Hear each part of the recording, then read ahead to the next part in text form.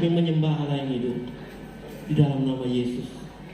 Kami bersyukur Tuhan, karena kasih-Mu tetap nyata dalam hidup kami. Terima kasih Bapak, terima kasih Tuhan, terima kasih. Saat yang indah ini Tuhan, di tempat ini Bapak, memang menaikkan pujian kami hanya kepada-Mu. Dan biarlah Engkau bertata di atas puji-pujian kami Bapak. Dan Tuhan, kiranya berkenan bagi kami di pagi ini Tuhan. Dan saat ini juga kami rindu mendengarkan suara-Mu Bapak.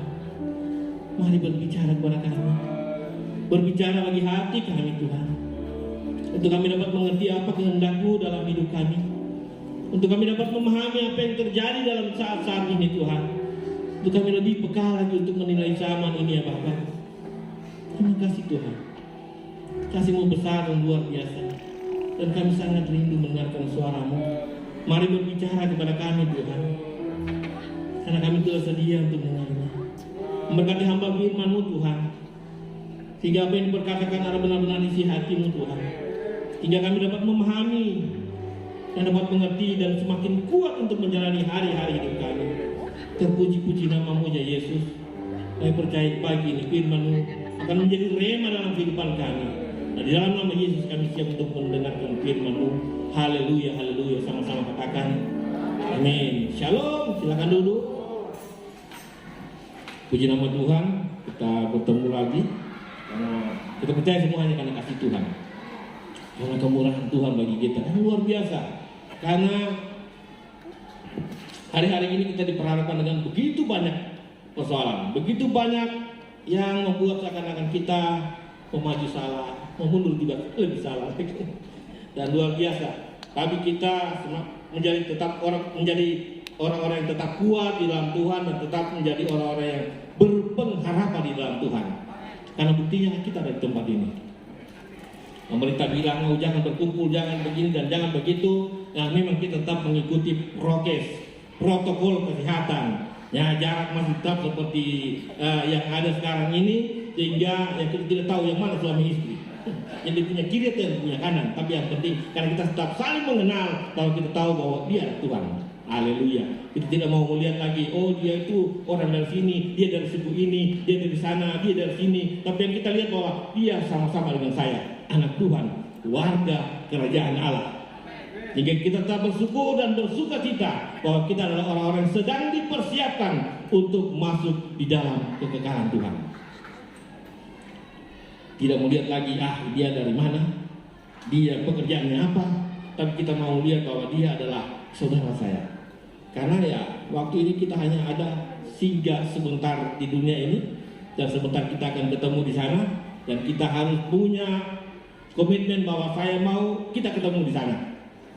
Jangan sampai sudah kita ketemu di sini saja, di sana ya terserah kau mau masuk atau tidak, yang penting saya sendiri. Tidak, sama-sama kita mau saling mendoakan, saling menopang, saling memberkati, dan saling memberikan kekuatan untuk kita sama-sama sampai di sana dalam surga yang kekal. Puji nama Tuhan, terima kasih untuk Tuhan Yesus karena ini pekerjaan yang mulia ya untuk mewartakan apa yang menjadi isi hati Tuhan. Dan terima kasih buat Ibu Gembala memberikan saya kesempatan lagi untuk berdiri menyambung lidah daripada firman Tuhan, untuk kita dapat mendengarkan, kita dapat merenungkan. Dan saya bukan menjadi orang yang lebih di tempat ini, kali bukan menjadi orang yang lebih, kita sama, cuman ya memang waktunya berbeda. Ya mungkin tadinya kita, saya sebagai ASEAN tidak lama naik dan naik lagi. Ya itu menjadi anak Tuhan adalah kita naik, semakin naik, bukan menjadi turun, tidak. Anak-anak Tuhan itu semakin naik, menjadi kepala dan bukan ekor. Itu janji firman Tuhan, bukan janji gembala, bukan janji pendeta, tapi janji firman Tuhan. Kita dekat dengan Tuhan, kita akan semakin naik. Nama Tuhan di pagi ini kita akan baca bersama-sama. Saya persiapkan di dalam kitab 1 Raja-Raja, kitab 1 Raja-Raja Perjanjian Lama, di dalam kitab 1 Raja-Raja 19, pasal 19. Kita akan baca dari ayat yang pertama, ayat 1. Kita akan berhenti pada ayat yang ke-10. Kita akan melewati 2 topik di sini dari pembacaan firman Tuhan. Yang pertama ada topik Elia di Gunung Horeb, juga dari lembaga kita menuliskan Allah menyatakan diri di Gunung Horeb. Sudah dapat semua kayaknya. Kita akan baca secara bergantian. Saya akan baca di ayat yang ganjil, Bapak Ibu dari ayat yang genap. Dan ayat yang ke-10 kita akan baca secara bersama-sama. Elia di Gunung Horeb. Ketika Ahab memberitahukan kepada Isabel segala yang dilakukan Elia dan pria Elia membunuh semua nabi itu dengan pedang. Maka Isabel menuduh seorang Tuhan mengatakan kepada Elia, inilah karena Allah mengutukku akan meninggal itu. Jika sekiranya pada waktu ini aku tidak membuat nyawa sama seperti nyawa salah seorang dari mereka. Maka takutlah ia, lalu bangkit dan pergi menyelamatkan nyawanya, dan setelah sampai ke Beersheba yang termasuk wilayah Yehuda, ia meninggalkan bujangnya di sana. Tapi ia sendiri masuk pada burung sehari, lalu duduk di atas sebuah kota. Kemudian ia ingin pergi kepadanya. Cukuplah itu, sekarang ya Tuhan, ambillah nyawaku, sebab aku ini tidak lebih baik daripada nenek moyangku. Sesudah itu ia berbaring dan tidur di bawah pohon ara itu. Tetapi tiba-tiba seorang malaikat menyentuh dia serta berkata kepadanya, bangunlah, makanlah. Ketika ia memikirkannya, maka pada sebelah kepalanya ada batu bata dan sebuah kecil air. Lalu ia makan dan minum, kemudian berbaring pula. Tetapi malaikat Tuhan datang untuk kedua kalinya dan menyentuh dia serta berkata, bangunlah, makanlah, sebab kalau tidak, perjalananmu nanti terlalu jauh bagimu.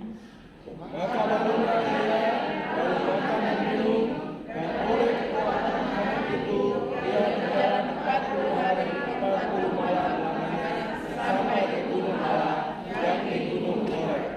Di sana masuklah ia ke dalam sebuah gua dan bermalam di situ. Maka firman Tuhan datang kepadanya demikian, apakah kerjamu di sini, hai Elia? Sama-sama. Jawabnya, aku bekerja setiap-tiapnya bagi Tuhan Allah semesta alam, karena orang Israel meninggalkan perjanjianmu, meruntuhkan mezbah-mezbahmu, dan membunuh nabi-nabimu dengan pedang. Hanya aku seorang dirilah yang masih hidup, dan mereka ingin mencabut nyawaku. Silakan duduk. Satu kisah yang luar biasa, kisah yang spektakuler, dan sesuatu yang dilakukan oleh seorang nabi abdi Allah itu dalam ayat sebelumnya. Artinya Elia dipakai Tuhan untuk membuat atau melakukan mujizat yang sangat besar. 7 mujizat yang dilakukan oleh Elia itu sampai kalau kita baca memang dahsyat. Sesuatu yang di luar nalar manusia, di luar pemikiran manusia, dan itu tidak akan mungkin terjadi kalau hanya menggunakan logika. Elia ternyata menghadapi satu kekhawatiran. Dalam pembacaan ini saya ambil judul kekhawatiran mempengaruhi iman.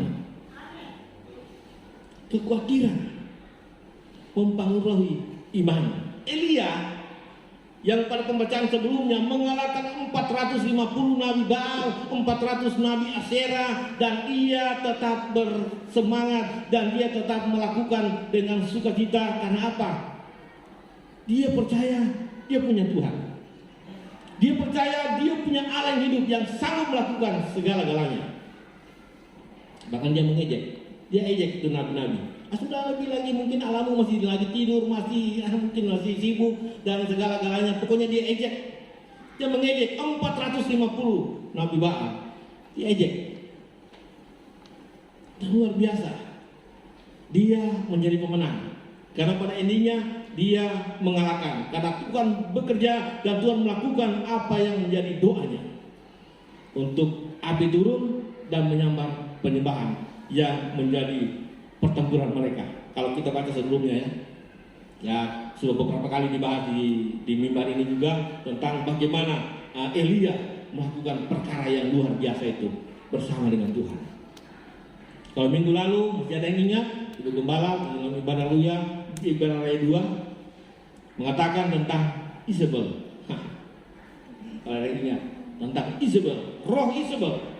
Nah, pada pagi ini saya juga terinspirasi dari cerita itu. Saya bilang, wah luar biasa. Makanya waktu saya baca ulang, oh ini sudah roh Isabel. Ternyata Elia menghadapi tantangan atau menghadapi ancaman daripada Isabel. Elia gugup, di Primun langsung turun. Saya percaya kalau dia tes PCR pasti positif. Satu tanta-tanta ancam dia dan dia langsung kabur. Ini pasti tanta-tanta ini apa? Isabel ini mungkin dia dari Indonesia Timur apa? Karena tanta-tanta Indonesia Timur biasa paling sudah. Kalau dia seperti pinggang begini, haleluya. Dia mulai marah dari pagi, dia tembus pagi besok. Itu pun syukur kalau berhenti. Karena dia masih dari hari Minggu sampai Senin, dia masih ingat lagi.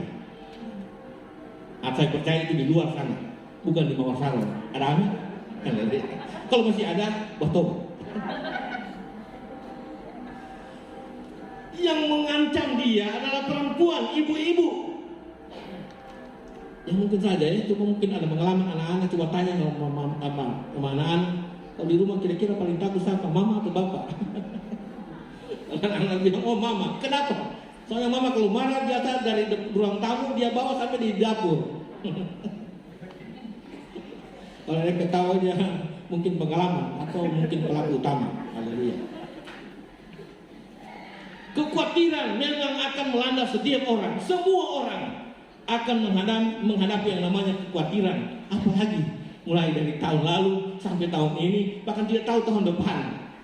Berita ini, berita itu, mulai ini, mulai itu, mulai kekhawatiran melanda setiap orang. Dan bukan hanya jemaat. Pemimpin kita juga walaupun dia pemimpin kita, dia masih manusia. Pasti akan menghadapi yang namanya kekhawatiran. Tetapi siapakah kita ini?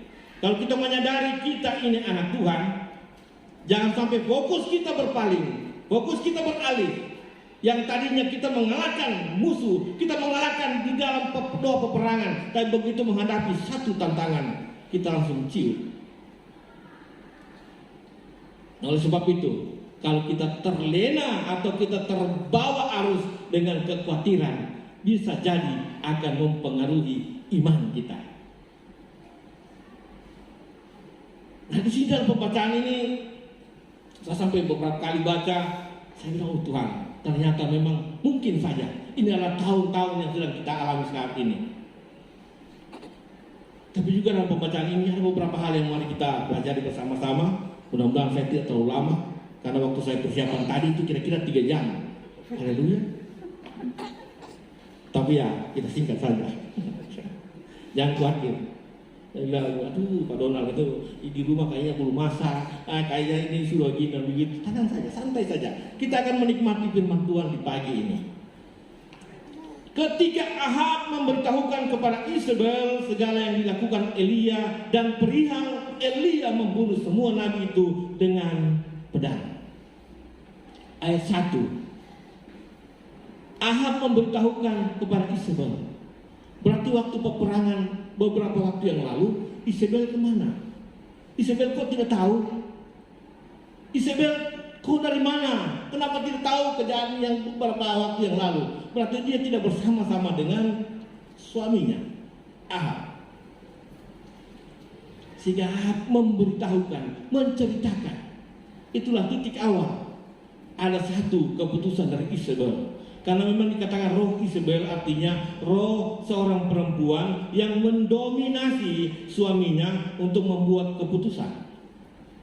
Yang mengambil alih semua apa yang seharusnya menjadi tugas suaminya dan dia ambil alih. Makanya minggu lalu sudah dikatakan siapa yang jangan sampai ada roh Isabel.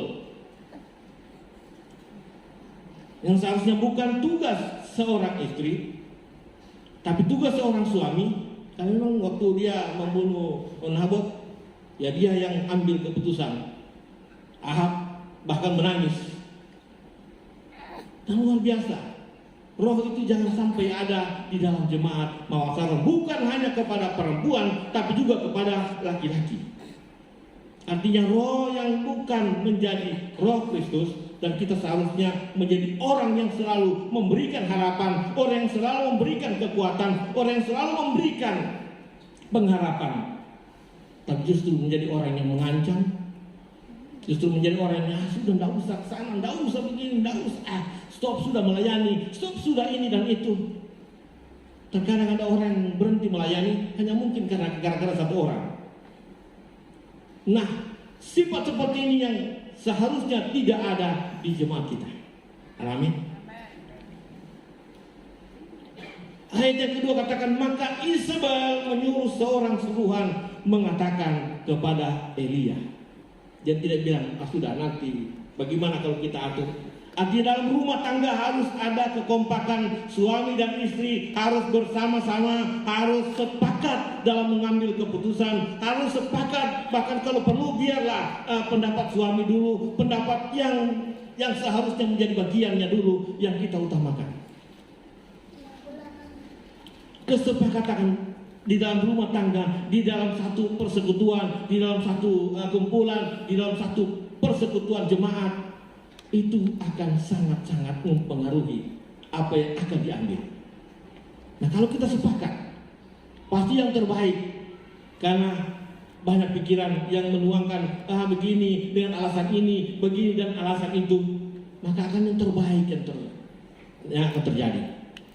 Isabel tidak, pokoknya begitu dengar, udah nanti saya suruh bilang sama Elia, pokoknya pada hari ini waktu yang sama besok, pokoknya kau akan mati sama dengan yang kau lakukan pada 450 Nabi Baal. Dan Elia langsung cium. Wah, aduh, Isabel yang ancam. Padahal Ahab yang seharusnya raja, yang bersama-sama dengan dia waktu peperangan itu, Elia tidak ada rasa takut. Tapi justru begitu istrinya yang berkomentar, istrinya yang ambil keputusan, Elia langsung sudah siap-siap bungkus barang dan mulai ambil keputusan pergi. Dia mulai ambil keputusan, saya pergi sudah. Ada hal-hal memang di dalam rumah tangga yang perlu dibicarakan, tapi ada hal-hal yang mungkin hanya sampai kepada kita. Mungkin ada hal-hal yang sampai kepada bapak saja, tidak usah dibicarakan, tidak usah dibahas. Mungkin saja dalam kehidupan rumah tangga, kita suami mengenal istri kita, istri mengenal suami kita. Kalau mungkin dia pikir, wah dia ini sungguh pendek, sudah, apa yang didengar stop sampai saya sudah. Tidak usah saya sampaikan sama dia. Nanti dia salah mengerti dan dia salah ambil keputusan, maka buyarlah semua rencana. Jadi ada hal-hal yang harus kita simpan, yang kita tidak harus bahas dengan pasangan kita, karena kita mengenal. Tapi kalau kita tidak mengenal, perlu dipertanyakan selama ini di rumah tangga bikin apa saja. Tanya mama, dulu bicara bagaimana di rumah. Saya kalau di rumah dengan dia itu selalu menangis. Setiap hari saya menangis terus. Tolong tanya sama suamimu, kita ini lagi bangun rumah tangga atau rumah duka? Haleluya. Artinya harus ada waktu yang terindah untuk kita dapat intim bersama-sama pasangan suami istri. Suami istri yang sah, bukan suami orang. Haleluya. Karena di luar sana banyak yang lebih senang dengan istri orang, lebih senang dengan orang punya.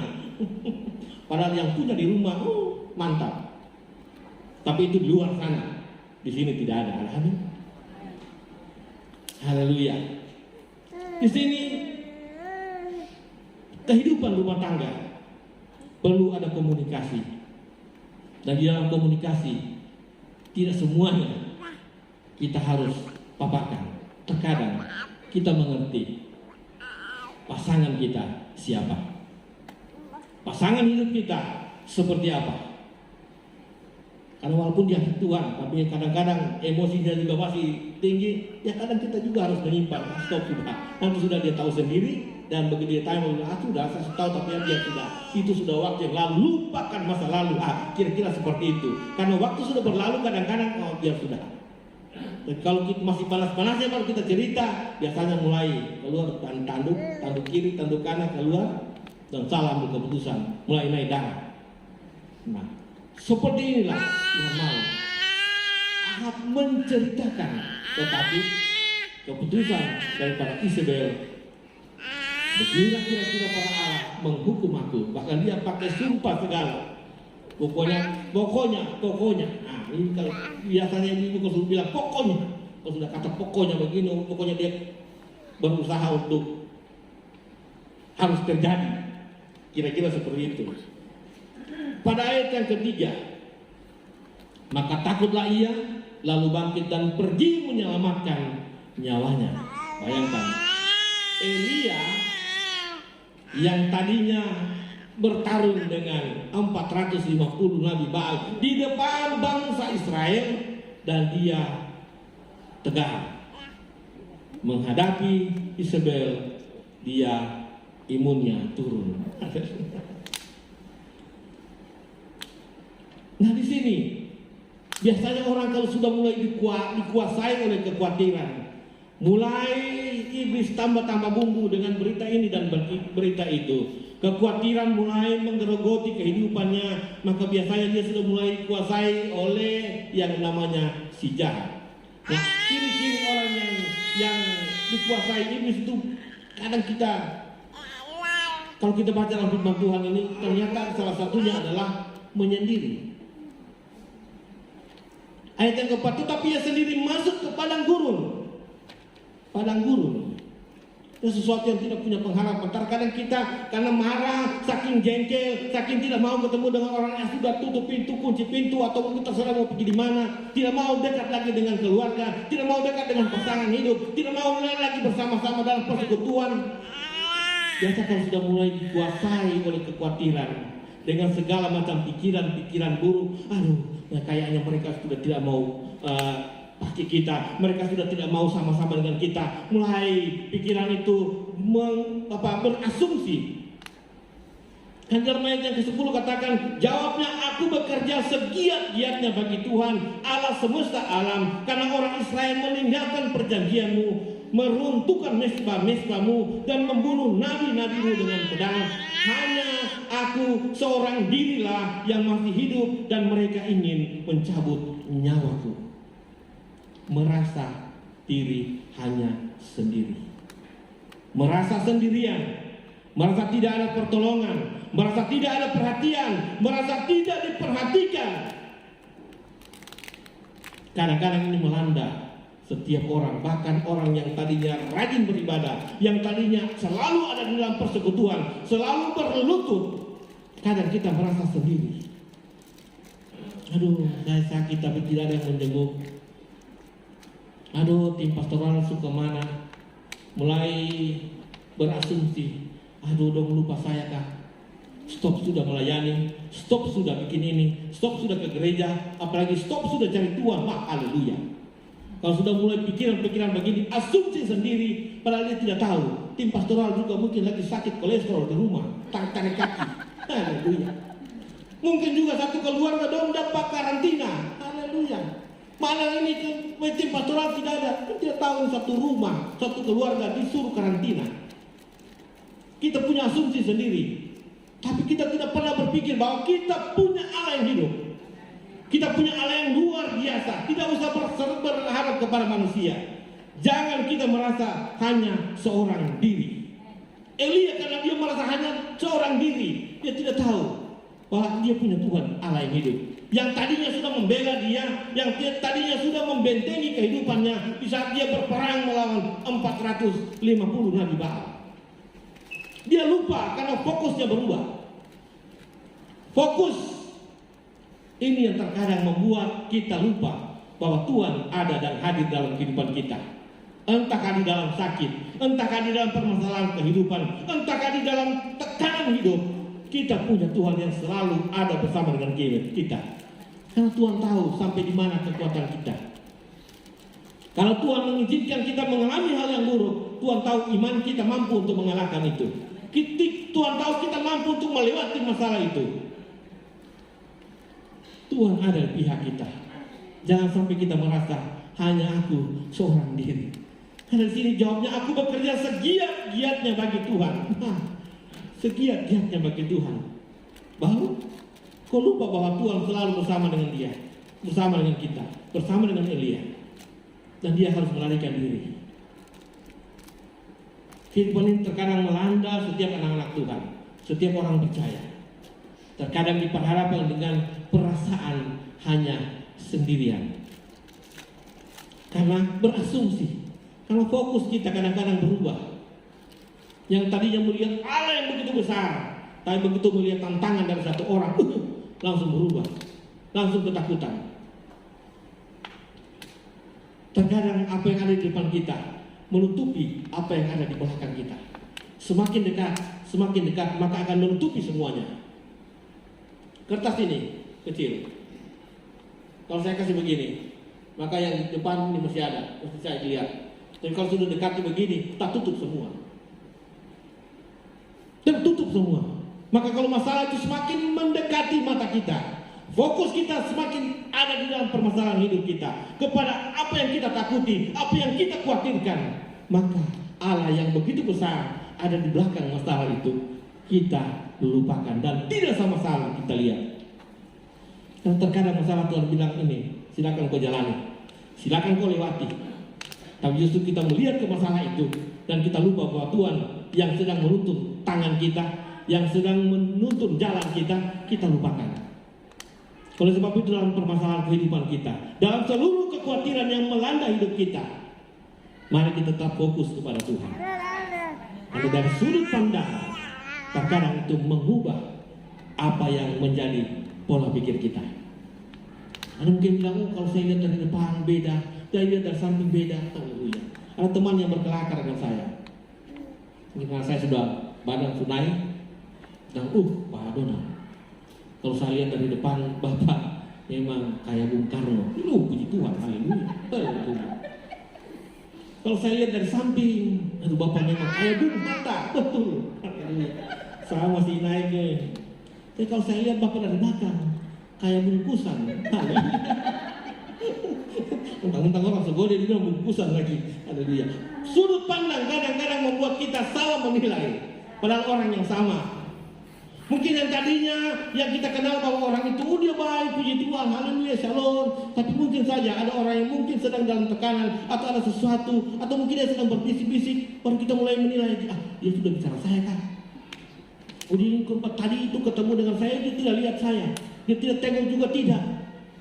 Padahal kita sudah berasumsi sendiri, seakan-akan dia membenci kita. Padahal tidak, orang yang mungkin sedang fokus kepada apa yang sedang dilihat. Jangan sampai dia jatuh, atau mungkin jalan yang dia lalui licin, sehingga dia tidak mau tengok kiri, tengok kanan. Daripada dia tengok dan dia terpelisi, begitu kira-kira. Terpeleset. Terkadang kita berasumsi sendiri dengan apa yang menjadi dan ada dalam pandangan kita saat itu. Tapi kalau kita tetap fokus, wah dia anak Tuhan, dia saudara saya, entahkah dia senyum, entahkah dia yang sedang muram, dia tetap saudara saya. Entahkah dia sedang dalam tekanan, entahkah dia sedang bersuka cita, dia tetap saudara saya.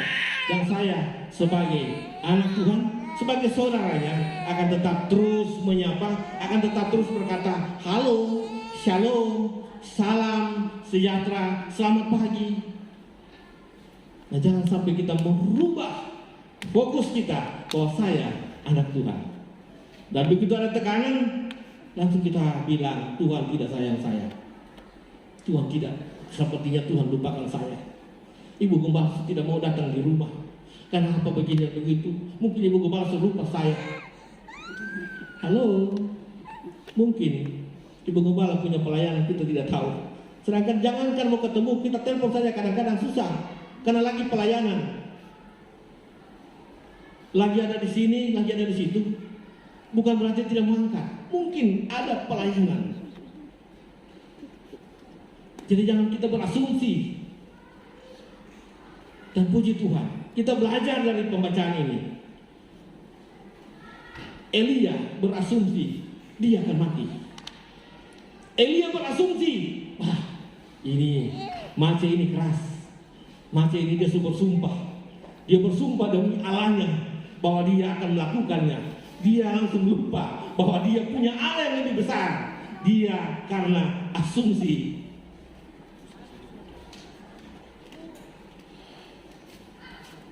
Ayat yang kelima, sesudah itu ia berbaring dan tidur di bawah pohon ara itu. Tetapi tiba-tiba seorang malaikat menyentuh dia serta berkata kepadanya, bangunlah, makanlah.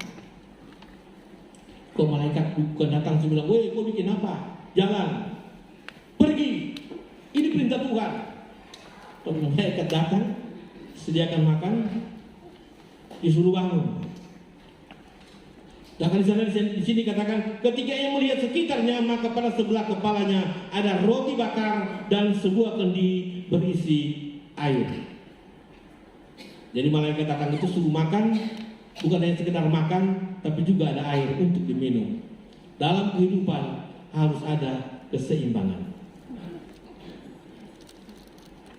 Elia yang tadinya berjalan, karena ini dia jalan ini 1 hari. Karena ayat yang keempat katakan, tetapi sendiri masuk ke padang gurun sehari perjalanan jauhnya. Karena waktu itu tidak ada mobil Agia. Saya percaya Elia jalan kaki. Tidak ada mobil ras, apalagi mobil Fortuner. Dia jalan kaki. Sehari perjalanan jauhnya. Walaupun dia naik unta, dia pasti kecapean. Karena untuk unta jalan tidak pakai spring kayak mobil. Karena dia pasti akan loncat-loncat. Pasti capek. Nah ternyata dalam keadaan itu Tuhan tahu kebutuhan Elia. Kirim makanan, kirim minuman. Ada keseimbangan. Banyak hal dalam kehidupan kita. Kita menghadapi tantangan, kita menghadapi persoalan. Tapi jangan lupa kehidupan kita, kehidupan pribadi kita juga harus tetap seimbang. Harus tetap makan, harus tetap minum, dan harus tetap ada dalam persekutuan. Capek pasti makan, capek pasti minum. Ternyata Tuhan tahu apa yang menjadi kebutuhan Elia. Maka sama dengan kita saat ini, menghadapi tantangan, menghadapi segala tekanan-tekanan dalam kehidupan kita, keseimbangan harus tetap terjadi. Jadi seimbangan artinya di dalam dunia luar, dalam pekerjaan kita, dalam segala aktivitas dan rutinitas kita. Ingat, makanan rohani harus tetap ada dalam hidup kita. Keseimbangan harus tetap terjadi. Kita harus punya waktu khusus bersama dengan Tuhan. Jangan tinggal kerja terus lupa Tuhan. Kerja, lupa waktu untuk beribadah, lupa waktu untuk bersekutu dengan Tuhan. Keseimbangan dalam rumah tangga juga harus tetap terjaga. Jadi seimbangan di dalam pelayanan juga harus kita tahu bahwa kita melayani di luar sana. Jangan lupa di rumah kita ada keluarga yang sedang menanti, yang mungkin butuh kasih sayang, mungkin butuh cerita. Karena biasanya ibu-ibu paling senang kalau didengarkan. Jangan terlalu sibuk kita dengan pelayanan, kita lupa untuk mendengarkan yang di rumah. Karena dia harus mencapai 350.000 kata setiap hari. Nah kalau baru pagi-pagi kita baru dengar 5.000, oh dia lagi tunggu yang 30.000 yang mau dibakar. Jadi bapak-bapak ambil waktu untuk mari bersama dengan istri, bersama dengan keluarga, mendengarkan keluh kesah mereka, mendengarkan pembicaraan. Artinya kita bangun hubungan yang intim dengan keluarga kita sehingga keseimbangan terjadi. Bukan hanya pelayanan di luar, pelayanan terkatakan mantap, tapi di rumah. Sehingga ada satu kisah, ibu-ibu datang ke gereja, tiba-tiba dia bawa koper. Bawa koper. Bapak ini bilang, loh kenapa kau bawa koper? Lebih baik saya tinggal di gereja. Kenapa bisa? Iya, kalau di gereja bapak itu dia formal, taat, dengarkan orang. Kalau di rumah kadang-kadang bapak tidak punya waktu dengan saya. Lebih baik saya tinggal di gereja sama-sama dengan bapak, supaya bapak ramanya sama-sama dengan kami. Jadi jangan sampai terjadi. Hanya di gereja kita ramah, halo, shalom, puji Tuhan, maranatha, luar biasa. Dan begitu di rumah, apa? Kau mau tahu apa? Bapak ini sudah. Senyum lebar kalau di gereja, tapi kalau di rumah mata tak buka lebar. ancam sana, ancam sini. Jangan kau ambil ini, jangan kau begitu, jangan begini, jangan begitu. Haleluya. Nah, kalau itu terjadi harus dipertanyakan apakah ada keseimbangan. Jadi kita harus seimbang dalam pelayanan. Kita benar-benar mengasihi orang. Di rumah kita juga mengasihi keluarga kita. Punya waktu dengan orang, punya waktu dengan keluarga kita. Ada waktu untuk kita bersama-sama. Jangan sampai anak-anak sibuk dengan TikTok, pokoknya kunci rumah, mulai menari-menari. Kita pikir lagi latihan tamburin, padahal HP di muka lagi main TikTok. Lebih senang dia di TikTok daripada dia bercerita dengan keluarganya, dengan bapak ibunya. Jadi mari ambil waktu bapak-bapak, ibu-ibu, jangan mereka terlarut dengan keadaan dunia yang saat ini menawarkan segala-segalanya yang seakan-akan mereka bilang, oh ini menarik. Karena tipu daya iblis itu dari dulu sampai sekarang sama, tidak berubah, membuat menarik. Dia menarik. Itu cara iblis dari dulu, dari zaman Adam dan Hawa. Triknya sama, menarik perhatian. Buah itu menarik. Sampai saat ini juga tetap yang menarik yang ditawarkan oleh iblis. Menarik, ini sesuatu yang baru, tawaran baru. Dia yang menarik dalam setiap penjualan-penjualan di luar sana juga ya, kita lihat dalam setiap apapun yang ditawarkan, penjualan-penjualan biasanya yang ditawarkan pertama adalah yang penjualnya harus menarik. Biasanya didandanin, dipermoi, dipermantap, maka yang begitu lewat dan tertarik, dia melirik, wah macam mantap, kita coba cerita-cerita. Dari situlah awal dia mulai ada komunikasi, mulai tawaran jadi ini dan ini, pokoknya bapak kalau beri ini, pokoknya bapak pasti masuk surga. Kira-kira ada kira yang menawarkan seperti itu. Kadang-kadang yang menarik yang akan membuat orang itu berpaling. Pasti yang menarik yang akan ditawarkan. Penjual-penjual yang di toko-toko itu tidak mungkin yang compang-camping yang akan berdiri di depan.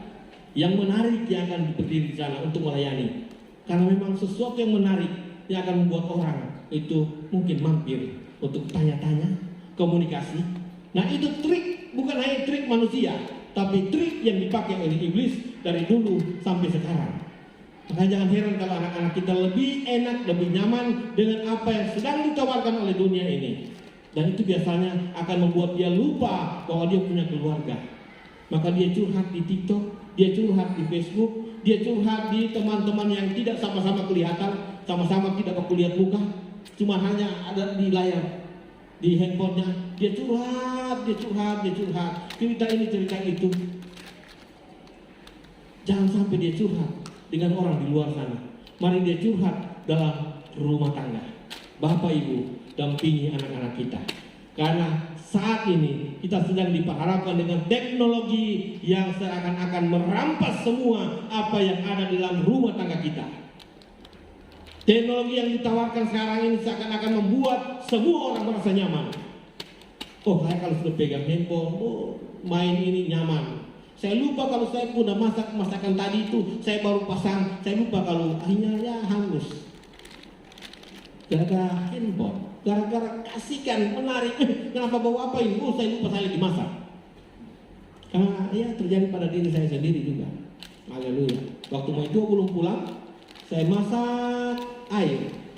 Masak air saja. Masak air, karena ya tidak terbiasa masak air, saya pergi ke depan. Sampai di depan, browsing dulu.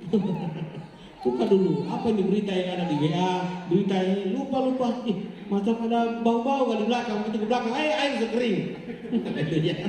Tapi saya tidak bilang sampai sekarang, baru ini saya kasih tahu. Haleluya.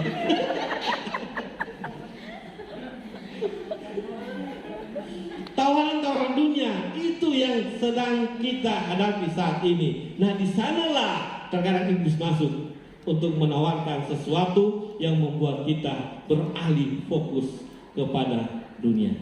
Kita lupa bahwa kita punya Tuhan yang selalu menyediakan segala yang terbaik dalam kehidupan kita. Sehingga apapun kondisi yang kita hadapi, yang akan membuat kita khawatir, yang akan membuat kita jauh dari Tuhan, jauh dari persekutuan kita, jauh dari hubungan yang intim dengan keluarga kita, mari kita fokus kepada Tuhan. Kembali fokus kepada Tuhan. Kita punya Allah yang hidup. Kita punya Allah yang luar biasa. Kita punya Allah yang selalu memberkati hidup kita. Kita punya Allah di dalam nama Yesus yang akan selalu mempersatukan kita dengan tali cinta yang luar biasa. Oleh sebab itu jangan sampai kehidupan dalam yang kita jalani saat ini akan membuat kita beralih fokus. Bahkan kekhawatiran itu akan membuat iman kita goyah. Iman kita yang tadinya menggebu-gebu bersama dengan Tuhan hanya karena satu kekhawatiran, hanya karena satu tantangan, hanya karena satu tekanan membuat kita lupa kita punya Allah yang hidup, yang tadinya atau mungkin kemarin yang membela saya, yang kemarin mujizat terjadi dalam rumah tangga saya, kita lupa bahwa itu karena karya Tuhan. Dan begitu tantangan di hari ini, kita langsung menjadi ciut, lari menyendiri, lari meninggalkan Tuhan, lari meninggalkan persekutuan, lari meninggalkan keluarga karena kecewa. Kalau ibu-ibu kecewa biasanya dia menangis dan dia tutup pintu. Jadi kalau bapak-bapak kecewa jangan sampai dia kecewa. Haleluya. Itu lebih parah lagi. Jadi apapun tekanan dalam hidup kita, ingat kita punya Tuhan Allah yang dahsyat. Amin. Puji nama Tuhan. Kekhawatiran, pikiran yang jahat, rasa sedih yang akan membuat kita menggerogoti iman kita, mari kita tolak, patahkan dalam nama Yesus. Karena kita tahu, kita percaya bahwa kita punya Allah yang dahsyat, kita punya Allah yang hidup, dan di dalam nama Yesus ada jalan keluar. Haleluya. Kekhawatiran terkadang mempengaruhi iman kita, tapi saat ini kita tahu bahwa kekhawatiran itu dapat dikalahkan dengan iman. Haleluya. Amin. Untuk firman Tuhan, mari para pelayan. Kita tahu dalam kehidupan kita ada begitu banyak tantangan yang akan kita hadapi. Dalam kehidupan kita akan menghadapi setiap hari dalam seluruh rutinitas kita, dalam seluruh persekutuan kita, dalam seluruh aktivitas, dan mungkin sesuatu yang baru yang terjadi. Tapi kita tetap tahu bahwa Allah di pihak kita. Allah di dalam nama Yesus ada bersama dengan kita. Allah di dalam nama Yesus akan memberikan kita kemampuan, kekuatan untuk menghadapi hari-hari hidup kita. Jangan khawatir. Memang kekhawatiran akan menghampiri kita. Tapi jangan salah fokus. Kita fokus kepada Allah yang hidup. Kita fokus kepada Allah yang ajaib. Maka kita akan menjadi orang pemenang. Bahkan lebih daripada pemenang. Karena kita Allah, anak-anak Tuhan. Mari kita satu dalam doa. Luar biasa Engkau Tuhan. Terima kasih untuk firman-Mu. Kami tahu Tuhan dalam pembacaan ini kami mulai belajar Tuhan bahwa Elia yang tadinya melakukan mujizat yang luar biasa terkadang juga dihadapi dengan ketakutan. Oleh sebab itu Tuhan, inilah kami orang-orang yang menghadapi hari-hari hidup kami, dan biarlah kami tetap ingat bahwa Engkau ada di pihak kami. Sehingga apapun yang terjadi, entahkah dalam kondisi yang sekarang ini menghadapi pandemi yang terjadi, Tuhan, kami percaya Tuhan, Engkau ada di pihak kami. Apapun yang terjadi dalam rumah tangga kami, biarlah kami tetap ingat Tuhan, dan fokus kami hanya kepadamu Tuhan. Dan kami tetap mengatakan, Engkau dahsyat, Engkau hebat, Engkau luar biasa. Sehingga kehidupan kami dapat tetap terus menaikkan pujian kepadamu Tuhan. Tiga apapun yang terjadi dalam hidup kami Tuhan, kami tetap mengatakan, Engkau kusembah, Engkau kutinggikan, Engkau kupuji dan kumuliakan. Dan itu akan menjadi perkataan dari mulut kami Tuhan. Bila itu akan tetap menjadi pujian kami hanya kepadamu Bapa. Karena hidup kami menjalani hari-hari hidup di dalam berbagai-bagai tantangan dan rintangan. Dan biarlah fokus kami hanya kepadamu Tuhan, dan mengatakan Engkau baik, Engkau baik, Engkau baik Tuhan. Terima kasih Bapa. Terima kasih untuk firman-Mu. Haleluya. Haleluya. Sama-sama katakan amin.